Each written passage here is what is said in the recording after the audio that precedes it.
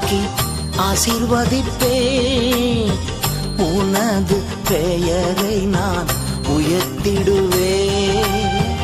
பெரிய இனமாக்கி ஆசீர்வதிப்பே. உனது பெயரை நான் உயர்த்திடுவே.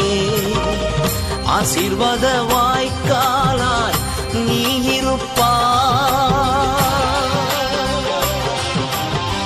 ஆசீர்வாத வாய்க்காலாய் நீ இருப்பாய். நீ இருப்பாய். இன்று முதல் நான் உன்னை ஆசீர்வதிப்பே. எல்லையில்லா நன்மைகளால் நிரப்பிடுவே.